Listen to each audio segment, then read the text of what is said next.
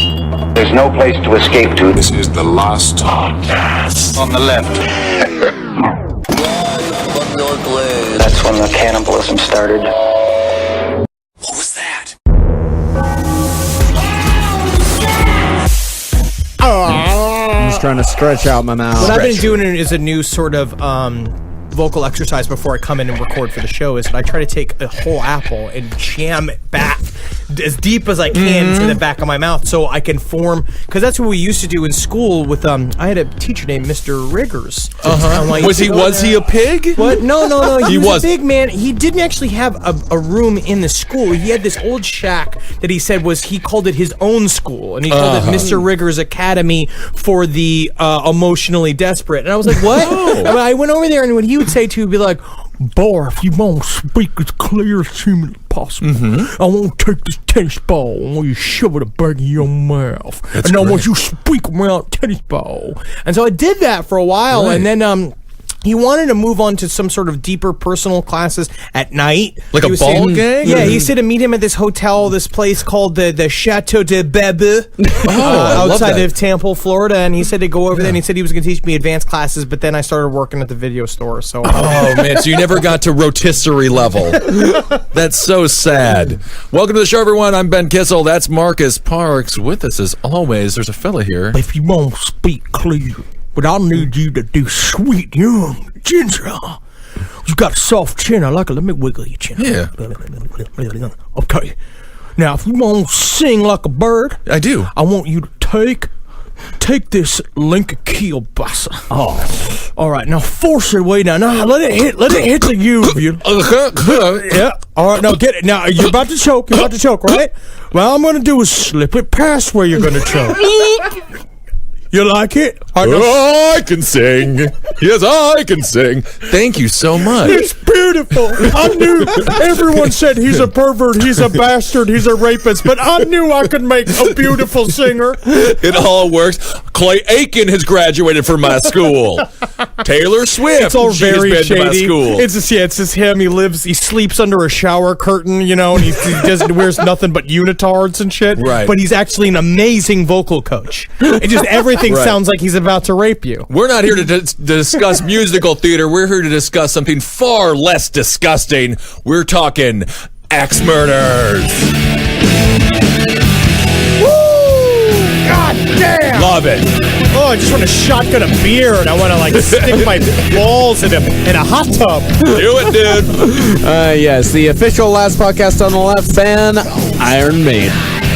Love the Maiden. Just like how I see it. It's just me on the back of a tour bus with a girl with a mesh shirt on. That's right. Your wind's blowing and ball. Yep. Oh yeah, I put a wig on so wind can blow through my hair. You have an assistant with a fan in front of you. Absolutely, ripping bongs. Yep. That's gonna be my 30s. And the Iron Maiden is one hell of a way to die, but not nearly as brutal as getting cut up a bunch of times with an axe. Oh yeah, and again in this series. Whoa. The thing is, again, axe murders. We're covering this week. Why are we covering it? Because fuck you. We're covering it. Yeah, because axe murders are very exciting, and they are surprisingly prominent in the world of death. Absolutely. Well, it's just so we a lot of times what you saw in the last episode is a lot of older cases in the 1880s, 1830s. It was a time when the axe was, if you didn't have a knife, you got an axe. There was two ways to die. Have a spoon. You got an axe. That's it. Yeah. There was two ways to die in the 1800s. You either got burnt at the stake or you got hit in the head with an axe. Most blind people back in the day, instead of having a cane, used an axe. Why would they know the difference? Because the big thing is that you don't want to show anybody you're vulnerable. So you'd have those little tight, super round, super dark glasses, like what's his name, Keanu Reeves had in Bram Stoker's Dracula. Remember those? Or Gary Oldman also had them. They had the same. And then that made you blind. That said, it told everyone you were blind. But what you do then to not be vulnerable is that instead of having a cane, it's that you have an axe. And then you also swinging around and stuff and being like, I can smell your fucking blood.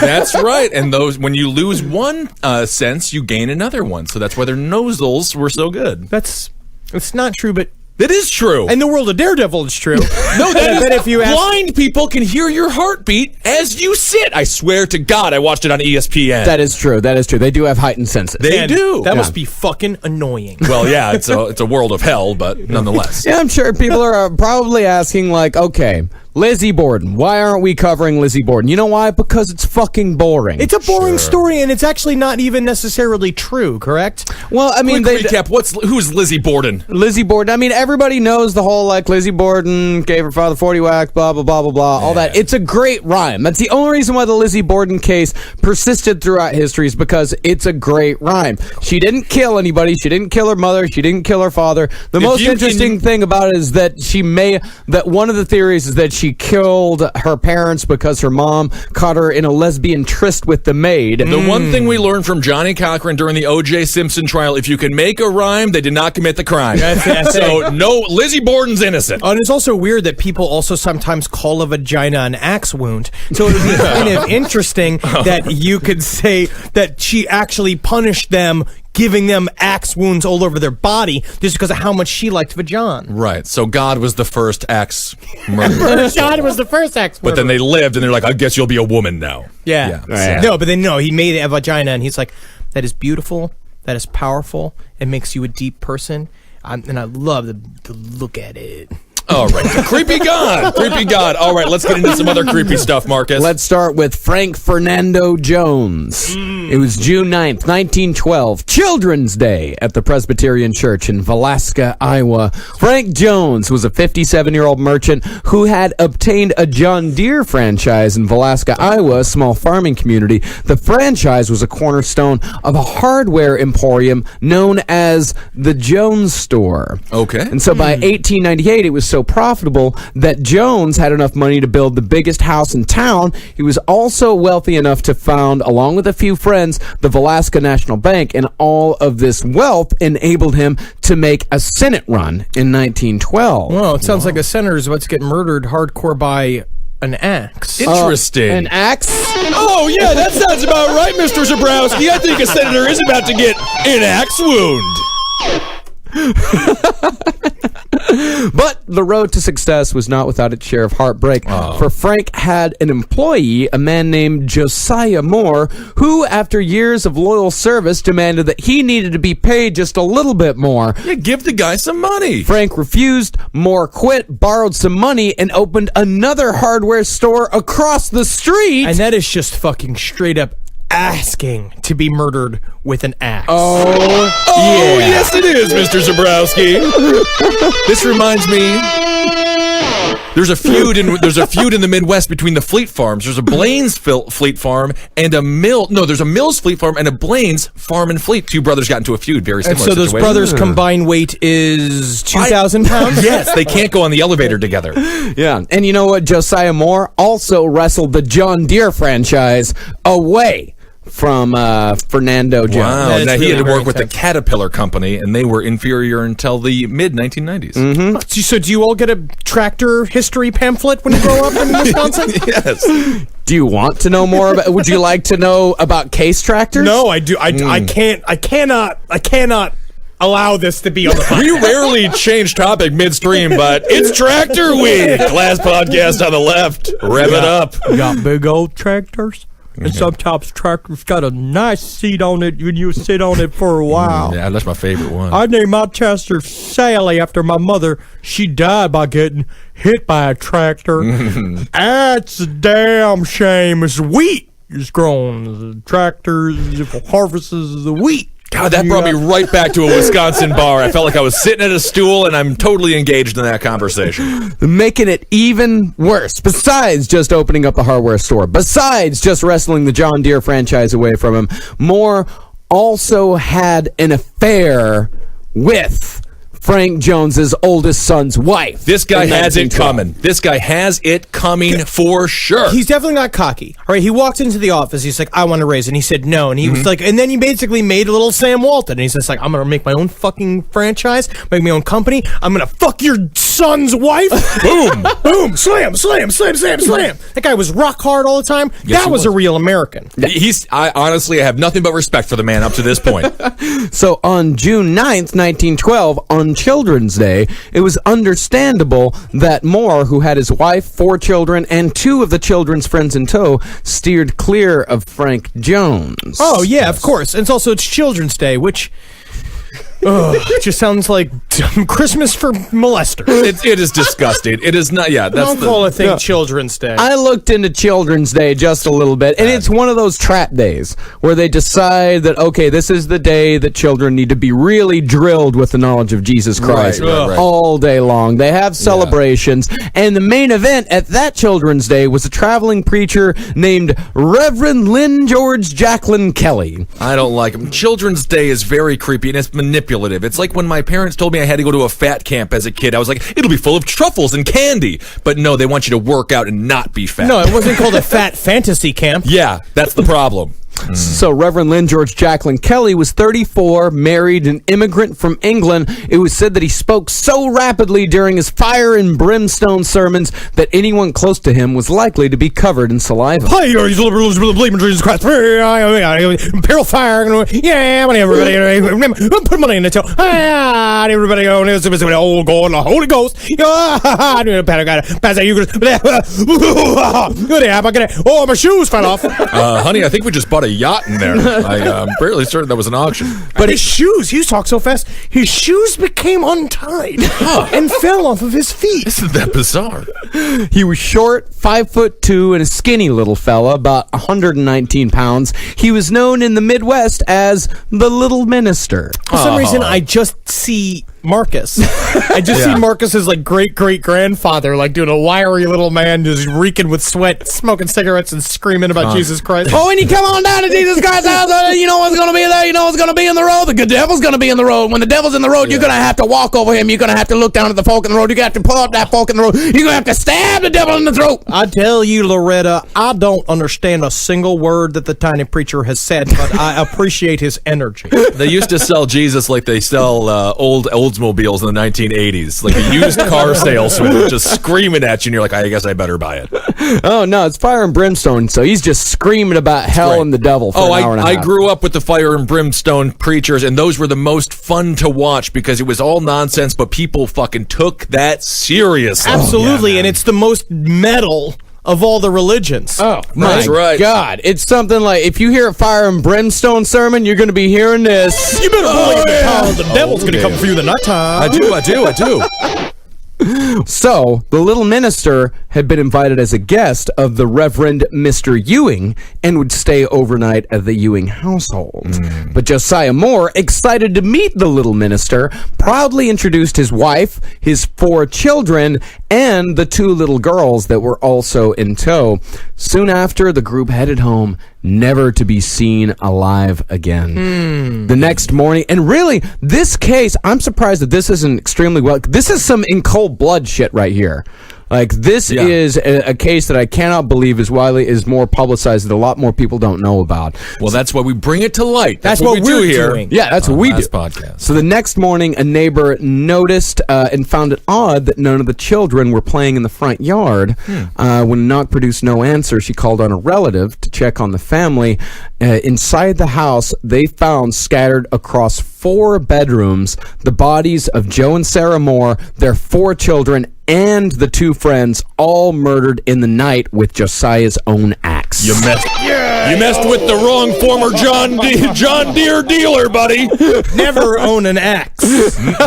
Yeah, if there's one thing that we are definitely going to find out in this second part, don't own an axe. Do not keep an axe in the house. Right. It will be used to kill you.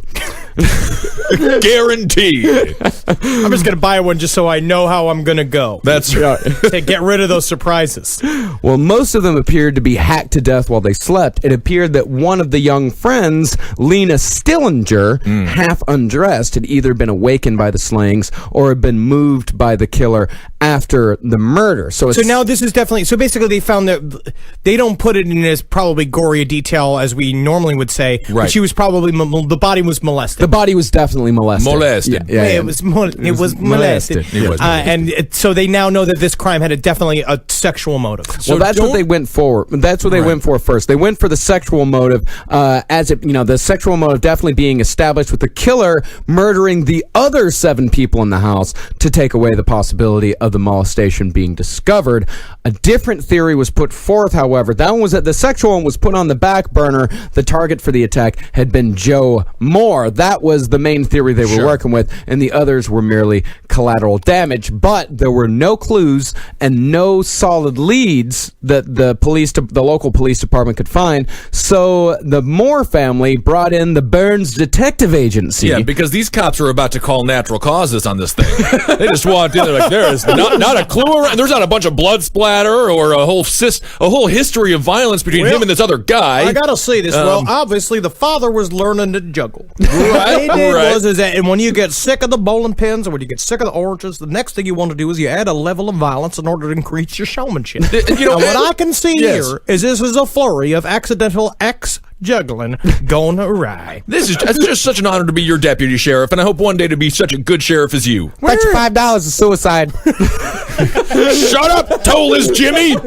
You're not on this case. So the Burns Detective Agency, they brought in their best man, James Newton Wilkerson, to get on the trail. The Burns Detective Agency is really interesting. Yeah. This was during a time period when there was the Burns Detective Agency was this like privatized police force that was sort of like a panel. Hasidics. Yeah, and it was like there was a bunch of people like that would buy into it, and there was franchises everywhere, and it's a really cool topic for a movie. Yeah. I really want to it's not actually appropriate for us because it's more like criminal justice history, but it's very interesting. Yeah, we could look into that and the Pinkertons psychopaths as well. were a part of it. Oh, it was just people that didn't live in normal society, and so it's like, and they couldn't be cops for some various reason. Right. Oh God! And if you couldn't hide your tracks well enough in 1912 to be a cop, then you fucked up real bad. Yeah. So Wilkerson, of course, he was the first one to make the connection between Moore and his former employer, Frank Jones, who is now, by the way, a state senator.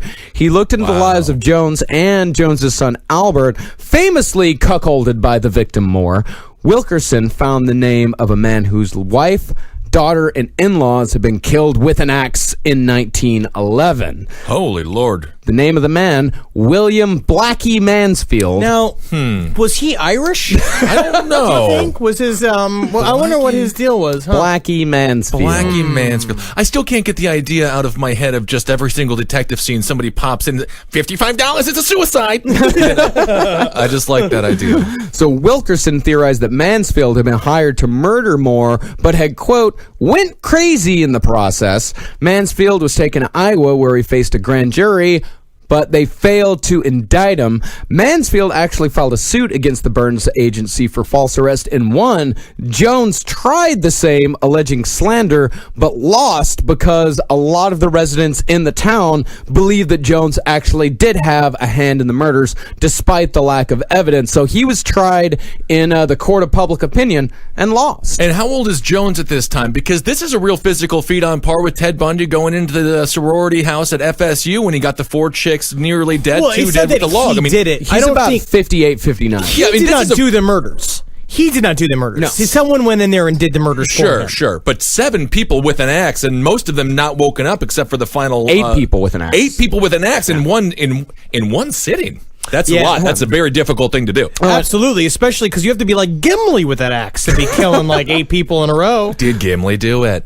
Gimli did it. Where was Gimli? Where's He was Gimli, in huh? He was in Middle Earth. Oh, Hey. he was trapped in a land of J.R.R. Tolkien's imagination. Whatever. Still a fictional character. How turns out. convenient for him. Yeah, typical. Well, not surprisingly, Jones lost his bid for re-election in 1916. Just because he's a murderer? Well, I mean, Oh, it was please. the murder rumor was circulated pretty widely, but Wilkerson, he actually thought, it's like, okay, I don't think Jones did it. Let's look around a little bit more. He focused his attention back on the sexual angle, and his search turned up some very interesting information about one Reverend George Jacqueline Kelly, the little minister who had preached in Alaska on Children's Day mere hours before the That murder. really surprises me because ministers have such they're honest and they're respectable, and especially the one who chose to be the headliner on Children's Day. say, how could you possibly believe that he would molest these kids? Ministers that are around children have a robust history of honesty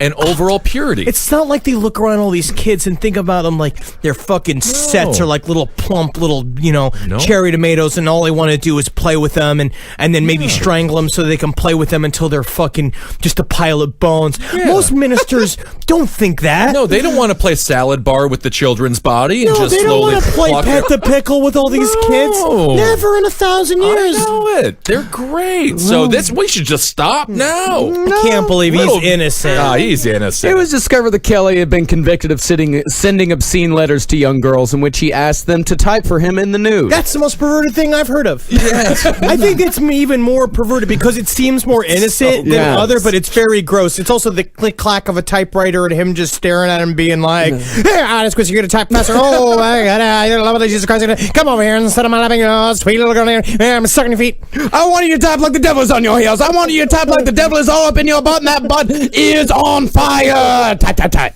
Butts on fire. Yikes. So Wilkerson, and by the way, Kelly was also a peeping Tom. Wilkerson learned that on Children's Day... That just means you're curious. That's right, before reality television. I'm very curious person. So yes, when I Airbnb like I was just doing in Los Angeles, I would look through their things. Mm-hmm. But I'm also a sort of personal, I believe, anthropologist. I hate the term peeping Tom. I agree. I mean, you look through a window, everyone's just putting on their own little play for you. So he just really enjoyed that. He enjoyed the theater. So if you remember what I said earlier, the Reverend spent the night at the Ewing home, but it was discovered that he left at 5:19 a.m. to take a train back to where he lived. And during that trip, Wilkerson discovered that Kelly had a conversation with a couple of old ladies about the murders hours before the bodies were discovered. What do you mean a conversation about harassing these old women, talking to them about hey, little minister, what are you up to? Hey, you wouldn't believe I saw 8 different bodies all chopped up like a bruschetta salad with an axe the other day. Oh, it was the most horrible thing. The titties are covered in blood. The penises are covered in blood. I get so riled up about it. I just loved your sermon. Thank you. All right. He was also completely obsessed with the murders. We see this again and again, especially people with a guilty conscience. Right. Is that he wants to talk about it, he wants to say something, but he can't think of anything besides like, hey, did you hear about those murders? That is a shame. Did he do what a lot of killers do where they go and they ask the cop, hey, cops, do you need any assistance? I'm around he these did not parts." return. He did not go back. He was discovered that he had sent a bloody shirt to a laundry in Omaha. And Kelly was also said to have been obsessed with the coverage. He was arrested, and he confessed not once, but twice. However, he did recant his story prior to trial. The first trial resulted in a hung jury, but on the second trial, the little minister was found not guilty and soon disappeared, never to be heard from again. You are. Wow. I think you're just officially more innocent if you are under 5 foot. I agree. And that's just what he manipulated. He was a minister. He was a tiny man. I guess he got the benefits of his title and his stature. Yeah. Absolutely. Wow, so he was just, and what did he do when he, no more stories of this minister? We know that he went to the Midwest, stayed in the Midwest for a little bit. His last known whereabouts were right here in New York City. And wasn't he working as like a sort of like a midterm financial officer for an axe company? It quite possibly could be. Whoa, little minister can make an axe. That's fuck. I love axe murders. Oh God, it's so great. And right now we're gonna get the best one. This is the best one. This is by far the best axe murder in the history of axe murders, at least here in the United States. She is a beautiful woman. She looks good with teeth, and you can tell she'll look good without them too. She's got one of those faces. Of course, we're talking about Carla Faye Tucker. Yeah, she is a looker. Yeah. For a murderer. If she wouldn't have been such a heroin addicted prostitute, she would have been hot. That's always the shame. Yeah, instead, she's merely pretty cute. Heroin cute. Heroin cute. Yeah. Chic. Heroin chic, my friend. By the standards of people who would eventually be sentenced to death row, she is a 10. She's a Bo Derek 10. Oh my God. Yeah. But what I like about this crime is that we're back in modern times. Yes. It's 1983. Huey Lewis is playing on the fucking airwaves, which It's is big. great. And maybe the songs kind of sound something like this. No, actually, it doesn't sound like This that. isn't Huey Lewis in the news? I thought this was the news. Nothing like Nothing like that. Unfortunately. So the date is June 13th, 1983. We're in Houston, Texas. It's hot. It's the middle of the summer. Oh, Yeah. Houston in the summer is unbearable. Humid, Cool. sweaty. Sounds like a good place to do a bunch of heroin in a shitty-ass apartment. Bring your gold bond. Yes. This would be a post-it note I would write to myself. So Gregory Travers was waiting for his friend Jerry Dean to pick him up for work in his blue El Camino, as he did every morning. So nothing Texas about any of this. No, Jerry Dean with the blue El Camino. He's a regular socialite from the East Coast. So Jerry's running late, and Gregory, who happened to live in the same apartment complex, went to go check on his work buddy, walked over to Jerry's ground floor apartment, found the El Camino gone, but had loud rock music blasting from his apartment. So nothing weird. Figures that Jerry Normal. probably overslept. Back door was unlocked and just slightly open. Gregory pushed the door open a little further, yelled for Jerry. No answer. I love Jared, this. come on now. Come on. Jared, don't you be playing Prairie Dog with me. Oh, come on. Come up from the ground now. Come on now, Jared. I love the guys like hearing just nothing but loud metal music. Must be sleeping. Gotta be asleep. Typical. So as he moved inside, he noticed that the partially built Harley Davidson motorcycle that ought to be in the middle of the living room. No, it shouldn't. It ought to be outside or in the garage. It was missing. It was missing. It's called Okay. a Texas coffee table. Oh, I'm sorry. I didn't know. A half-finished motorcycle just sitting in the middle of that house. So Jerry didn't like sleeping in the master bedroom. So Travers knew where he'd find his friend. He slept over in the spare bed. That's like Eddie, who does the Ed Larson of the Round Table Gentlemen, will not sleep in his bed, only sleeps on his couch. Yeah, it's Right. weird. He's got a bed. A beautiful, very nice bed. But, you know. So he walks into the spare bedroom, and inside he finds Dean half on the bed, half off, and completely naked. His head a bludgeoned mess. His torso was covered in black, blood-caked holes, and on the floor lay a girl with her back to the floor. A pickaxe had been driven into the middle of her chest so hard that it went completely through her body, and it stuck into the floor. Yeah, that is metal. I still feel Jerry Maguire was great. I still feel like the number one thought in this dude's head is like, but now where is that Harley? Where is I see This the is picket. just weird. weird. It's all making sense, but where's the Harley? Oh, yeah. Dean, sporting 28 separate holes all over his body, had also been hit with a hammer, and his neck had been hit so hard that he was almost decapitated. Hell yeah. And now this pickaxe that they Not to make fun of the victims, No, we never make fun of the but victims. rock and roll. I mean, the guy liked metal, and he had a metal lifestyle, and he had a metal death. There's no doubt about that. The did have- pickaxe that was used it had to weigh at least 25 pounds. I mean, this it is was big. legit. This was what construction workers used to dig up concrete, dig up roads. I tell you, and if they you- used it to dig up this dude's entire flesh. Absolutely. If you ran Carla Faye Tucker's blood, you're going to get some of that fucking Lance Armstrong HGH in there as Oh, well. she- Because you have to be very strong to do what she did. She was juicing. So the detectives, when they found out that the Harley frame and the El Camino were missing, they assumed that the motive was robbery, but the savagery of these crimes pointed towards it being more of a crime of passion or one of sheer Also, fucking hatred. Technically, if you're in Texas and you steal someone's El Camino, you can be charged with Texas treason. Yeah. Yeah, because that's- that is defying the motto of the state, which is to each man an El Camino and to each El Camino a man. My first correct. car was a fucking 83 El Camino. That's right. And then you were also elected governor that year. Because whoever gets the Camino, El Camino, is also elected to political office. Wheresoever goes the Camino, so goes the government. Yeah, I like the idea of a defense attorney getting her off because she was abusing steroids. It don't count. Her record doesn't count. Treat her like Barry Bonds in baseball. An asterisk on the number of victims.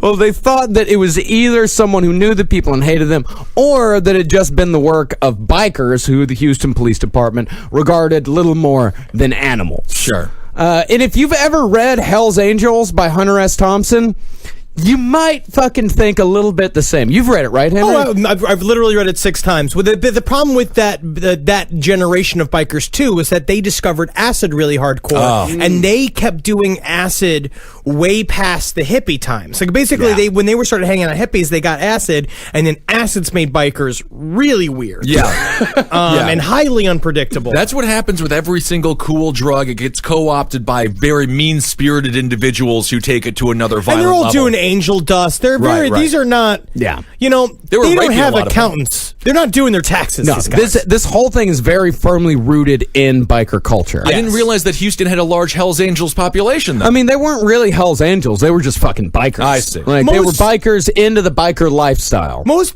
large cities have a Hell's Angel chapter, at least. I'd imagine and Houston now would it's definitely mostly have one. weekend warriors now. No one's doing Yeah. like hardcore. I mean, the fucking Hell's Angels chapter here in New York City is in the East Village. They're on Second Avenue, and you see them outside. And they're very geriatric at this point. And their main guy had his trachea is removed, so he speaks with, "Hello, well, I'm gonna kick your ass." That's it way doesn't cool, work. though. It is kind of cool because he's half a machine, but it's also kind of not intimidating. So it was quickly surmised that Dean had been hit with the hammer first, making him the main target in the murder. The woman with the pickaxe in her chest, just there at the wrong place at the wrong time. And the pickaxe belonging to Dean was a spur-of-the-moment impulse. The murderers didn't bring the pickaxe with them. They just saw the pickaxe and thought, fuck yeah. Never have an axe in your home. just don't have it in the house. Leave it Nope. stuck in a stump outside. Yeah. And Dean could have been killed with just the hammer alone. Like, the hammer blows to the head, that already killed him. But the brutality of the pickaxe, that pointed towards the attacker having some sort of score to settle. And the perpetrator was most likely someone with a bit of a temper and possibly a drug habit. Yeah, definitely Weird though to think about it having anything to do with drugs. Yeah. Well, one thing we know, it's not a peaceful Buddhist that did this. I don't think it's a monk of any kind. So let's get in a little bit to the victims. Jerry Lynn Dean, a little bit about him. Wannabe biker. Obviously a wannabe because he couldn't get the goddamn thing put together in his freaking living room. Yeah, he's like, I can take it apart, but I just can't seem to put it back together. I don't even know why I took it apart. I just wanted to get it in the living room because I thought it was bad ass. The problem is I can't ride it. Right. Don't got no wheels. It's like everyone who wants to be a chef and they order Ginsu knives off of some bizarre television channel, Home Shopping Network or something. Cut a can with that knife. Ooh, look at that. Well, if you could eat a can, that would make that. Oh yeah, if you were a knife work. fucking goat, asshole. Sure, that would work great. So Jerry had been married to a woman named Sean Jackson. That marriage had gone off the rails because Dean discovered that Sean had been a quote-unquote roadie for a local band while they toured, and she had a fair amount of experience as a prostitute. Yo, yeah, it was with a guy's named Raised by Wolves, and everybody had a rat tail. Yeah. I could see Sean Jackson like in my mind's eye. Yeah. She's 85 pounds, huge blonde hair, like Right. Halvesies, Def Leppard, shirt Deflated where you can titties. see. Yeah, oh yeah. That's Sean Jackson. Yeah, I mean, it should be Shauna. It should definitely be Shauna. Shauna. I went to high school with the Shauna. I could see. She's got like a treble clef tattooed on her belly button. It's all wrinkly and odd now. It looks Yeah. like a strange musical note. Jerry Dean is an asshole. Jerry Dean? He's too good for this girl because she used to be a roadie and blew a couple of musicians who didn't go anywhere with their careers. You have any idea how many people are trying to get into the music business? It's crazy hard, and you have a not finished motorcycle in your goddamn living room. As far as the other victim went, Debbie Thornton, she was the 32-year-old bookkeeper, married with a son and a stepdaughter. Strangely enough, she was not the only murder victim in her family. Her father was a rich homosexual with a penchant for young boys who had been killed by a quartet of kids he had seduced. It's sort of like the opposite of the Catwoman's origin story. You know what I mean? Where instead of them all bringing him to life, they all murder him. Because then he could have been Boy Man. Yeah, and Boy Man's like really kind of creepy and weird, and like when he lurks in the shadows, it's not like as cool. Hi. Yeah. You won't play jumping jacks. You won't play hopscotch. I'll just get robbed. You don't even have to defend me. I don't want to be. I'm fine. Thank It's you. the Twink Avenger. Boy Man with the Twink Avenger needs to be a comic book. So anyway, how these two got together is that Debbie had met Dean at a swimming pool party at her apartment complex the day before the murders, left her kids in the care of a neighbor, and eventually just ended up in the wrong place, wrong time. You guys ever been to a swimming pool party in an apartment complex? No, but it sounds really gross for Houston, Texas in 1983 to go to a swimming pool. Just the hair alone that must be clogged in those drains. Swimming pool parties in my head are literally, it's 4 dudes, 1 girl. Right. There is maybe 2 cans of Keystone Light for everyone to share. Yeah. And we're listening to a lot of Allman Brothers. Oh, yeah. And the girl, it's just... Makes pool party. Yeah, exactly. She's in her bra in the pool, and it's just a bunch of dudes staring at her. That's it. And then eventually they get into a fight over her And love. that's Debbie was. Yeah. And was. fucking, she just so happened to choose her knight in shining armor, Jerry Dean. Yeah. Wow. Going deeper into the life of Jerry Dean, detectives James Ladd and Carolyn Newman, they uncovered a volatile relationship between Dean and a heroin user and part-time prostitute, a one Miss Carla Faye Tucker. Miss Faye Tucker. She could have been, if she had met Gerald Ford, she could have been the first wife. You never know. You know? You never know. So Carla, a little bit about her. She was 23. She was born in 1960 to a woman named Carolyn Tucker. And when Carolyn's 2 daughters were old enough to smoke Which weed, means 4 years old. 4 years old, she shared joints with them. Carla's first experience with heroin came at the age of 10 when a biker doped her up so he could fuck her. She, fortunately, though, got sick, and the biker left her alone. Yeah, because as soon as he heard throwing up, he's going to be throwing up. And Yeah, I can't deal with so that. sensitive. It's hard to be a biker. You're always lonely on the road. I travel a lot. I know. It's hard. Well, Carla was described as tough, unforgiving of slights, hot-headed, and capable of cold and unrelenting hatred. So you put that right at the top of your Tinder account, right? Oh, That's definitely. what you'd say? Swipe right. Absolutely. So after Carla's mother died, she moved in with her sister Carrie and a guy named Danny Garrett, and they were soon joined by these guys Jimmy LeBrant and Ronnie Burrell. They Just so much Texas dirtbag. So much. Yep. There's Carrie and Carla Tucker, then there's Danny Garrett, then Jimmy LeBrant, and then Ronnie Burrell. It's Ronnie Burrell. Again, it's just no sleeve shirt. It's got a shirt that says "Party Naked" on it. He's just doing curls with a 20-pound barbell, in his driveway in front of his Camaro. But not doing them right, just going up halfway and then getting a little bit winded. And I guarantee you one of the house jokes was when every time someone took a drink out of a spit cup and they would just laugh and laugh. And hey, Coca-Cola, that's chew tobacco. Oh, that's good. They all lived on a house in McKean Street in Houston. House is all about drugs, sex, and the biker life. Hell yeah. As far as the conflicts between... Give me one of these. Yeah, let's get a lick in there. The biker about life. drugs, sex, and the biker life. Rock and roll. That's what I'm going to start doing, man. Tight T-shirts, girls with no teeth. Good idea, Henry. That's going to be perfect for you. Oh, yeah, it's going to be wonderful. So, there have been a lot of conflicts between Jerry Dean and Carla Faye Tucker, who had met in 1981. This had been a 2-year contentious relationship. Carly considered Jerry to be a fucking poser whose only connection to the biker life was the fact that he owned a bike. Wow. Didn't wear tight T-shirts and jeans. Man. Couldn't handle his fucking booze and drugs as well as the crew at McKean Street could. Carla said that he was, quote, a pussy of a man. And he was also mean to Shauna. He was. Yeah, he was mean to Shauna. He was mean to Shauna. Shauna. Shauna was Carla's best friend. Well, Jimmy is he's not a nice guy. He's this not. Dude. He's Carla, a poser. And Carla fucking stood up to him. She once punched him in the face so hard that his glasses shattered, sending him to the hospital to have small shards of glass removed from his eye. Oh, my glasses. Oh, the small shards of glass in my eye. What a crybaby. She also burned a picture of his mother on a whim. He burned a picture of her mother. Oh, this guy's got to go down. I have no sympathy for this poser. Absolutely. Again, Carla could have married that girl if it wasn't for the rage and the heroin. I mean, when you start heroin before you hit puberty, that's not that good. Yeah, Yeah, in order to be raped by a biker, you're just not going to have many fun stories. No. So the murder of Jerry Dean and his female companion Who was cheating on her husband and being a bad mother. Hey, ain't no such thing as a wedding ring in the South. Yeah. Not in Houston. Not in the summertime.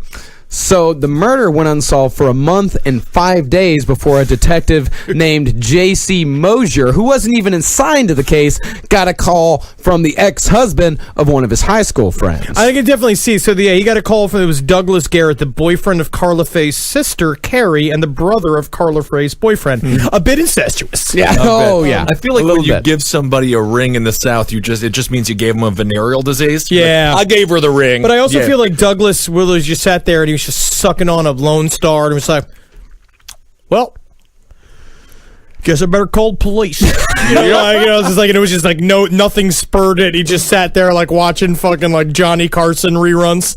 Got to. So Garrett said that Carla and his brother Danny had done nothing but brag and talk about the murders for the last month. Carla couldn't stop talking about how she came during the killing, how she had orgasms during the killing. She said, Doug, I came with every stroke.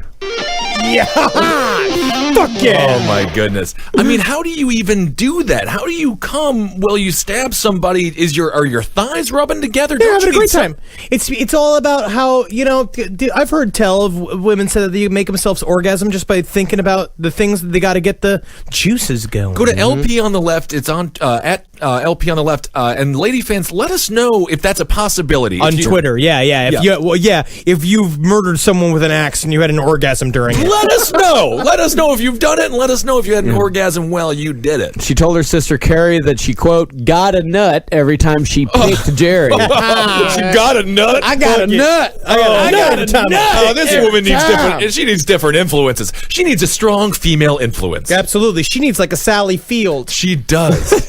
Well, Doug, he was fine just hearing about the murders, but Carla and Danny had started talking about killing people who knew about the murders, namely Jimmy LeBrant and Carrie's husband, Ronnie Burrell. That's kind of like when I told that story about when I had the guys, the roommates next to me, the gutter punks next to me, who were talking about how, like, we got to kill your roommates. Yes. That was like... Don't do it. Yeah. So that is terror. Yeah, that was a great story. They were on a bunch of Adderall and drugs. Yeah. That's a couple of episodes in. It's a wonderful story. Go listen to it. So that's a terrifying thing if you're talking to somebody who is telling you about the crime that they committed, and then they're also telling you that they're going to murder everyone that they told about the crime. You sort just of have told to- me about the crime. So I'm now. So I have to go. Don't tell me about the crime anymore. You can just stop talking about Also, it. it just sounds like he called the police because they were getting annoying, because he was just hearing the same story. They over just and over. been doing month and jabbering on about this shit for a month straight. So you know that once the story about how you murdered two people gets boring, that's time to stop talking about it. So Mosier, he told Doug that at the moment, the confessions they have could only be treated as hearsay. Yeah, especially because a rambling Texas dude just called him on the phone, told him that he's sick to death of hearing his fucking girlfriend and his brother talking about fucking how they murdered someone with an axe while everyone was on meth. And they also... Can you not breathe so long? Can you breathe in before you start talking? Let me put my boots on. They all sound like Boomhauer from King of the Hill. You're just like, I don't fully understand what you're saying, but I think you committed a double murder. Is that right? Goddamn day. So Mosier, he said that he needed Doug to wear a wire. Not only did they need the two to confess to the murders, but they also, for some reason, really harped on getting Carla to say that she had orgasms during the murders. They really wanted her to say it on tape. It was because they were all like giggling, like, wait, this next part where it gets dirty. She fucking busted a nut when she was fucking killing her. believe. Yeah. It plays well into the narrative, and we'll get into it, but I think they did give her a bit of a Charles Manson treatment. Just a little bit. And if Doug thought that he was in trouble, his safe word was Jesus Christ. Jesus Christ was his safe word. Yeah. Well, Jesus ain't gonna save you now, buddy. So just before 5 a.m, Doug walked into the house at McKeon Street to find everyone inside awake and drinking. Yeah, I bet. Yeah, because bedtime, I mean, when you're living that life, bedtime's 8 a.m. Yeah. Sure, yeah. And you wake up at like 6 p.m. Yeah, and you have a great time. Yeah. It sounds great. Yeah. It's not. No, I mean, you get a lot of puzzles done. Oh, that's what they were working on 3D puzzles. And I'm sure they were organizing some sort of toy drive for kids. Of it's course. That's the thing. When I'm on meth, the first thing I do is charity work. And then all these kids are like, oh, are needles technically toys now? Just take the toy. Just take the toy. Take the toy. So inside the house was Jimmy LeBrant's sister Marla, Ronnie Burrell, and a woman that Doug knew only as Cookie. And that's because she had a cookie on her shirt. Yes, of course. And so Doug was told Carla and Danny were in the bedroom. So after a few minutes of small talk, Doug said to his brother, I've been wondering, did y'all go over there with a mind to kill them people? And so Danny replied, It was a freak thing, it happened. How do you say? We freaked out. Yep. And when asked how and why it happened, Carla said, We were very wired and we was looking for something to do. We went there to case the place and something said go.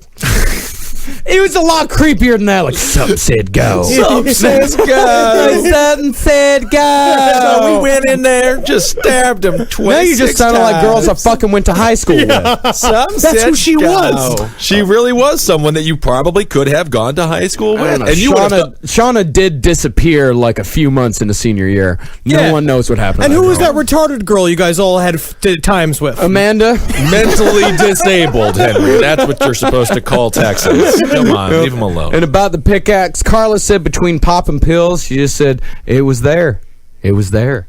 I mean, and again, that's on Dean. That's his own fault. Yeah, so Doug Garrett, he left the house at about 6, rode away on his Harley. Few minutes, Ronnie Burrell looked out the window and said, it's the fucking law! The law! Oh, yeah! The law is here because you broke it.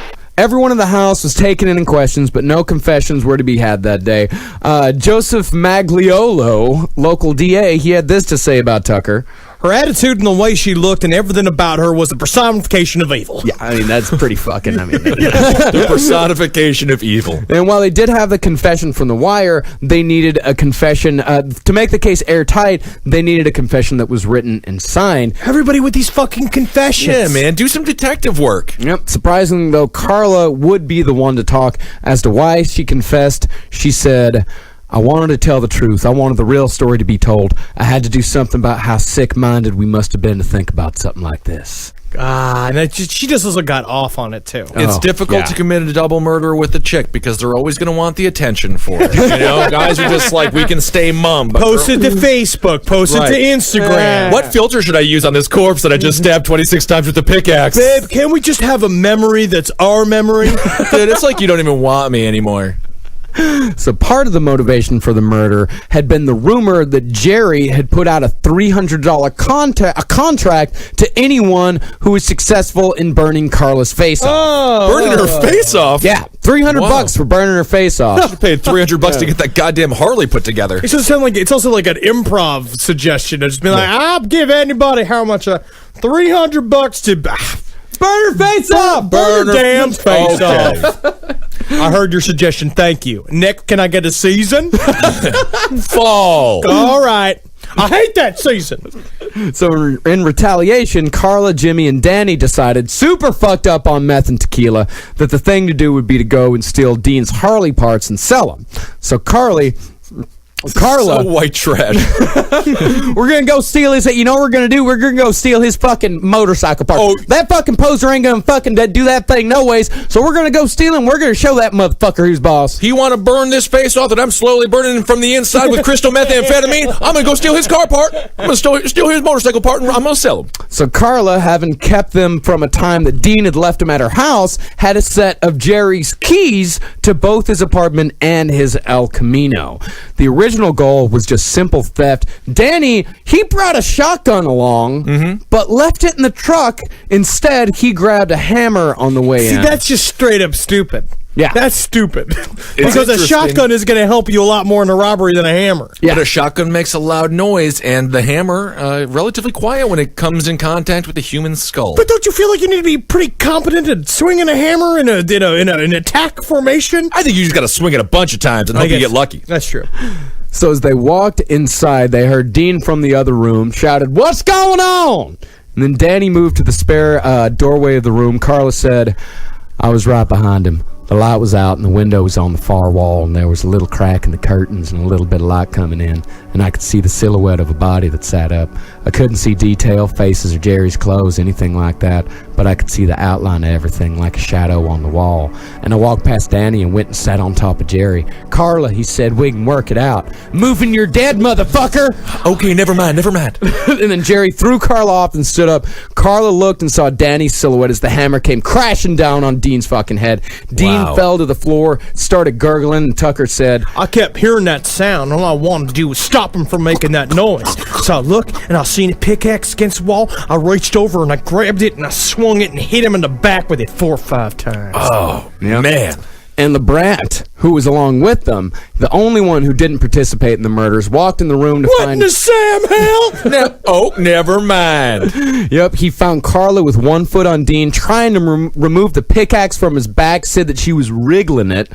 She wrenched it free, lifted over her head, looked over at Jimmy, smiled, and hit the fucker again. God damn, how far do you have to stab a pickaxe into a dude's back so you can't actually pull it out with a relative ease? All the way through. Yeah. All the way That's through. all. You know, you just got to make them a little hors d'oeuvre. Oh, okay. Yeah. Skewer him a little bit with it. So Jimmy, obviously shaken, he left the room to call Ronnie Burrell to come pick him up. He said, I burned off because I didn't buy in for that. That's not what it's supposed to be. I hadn't gone for that. That's not my way.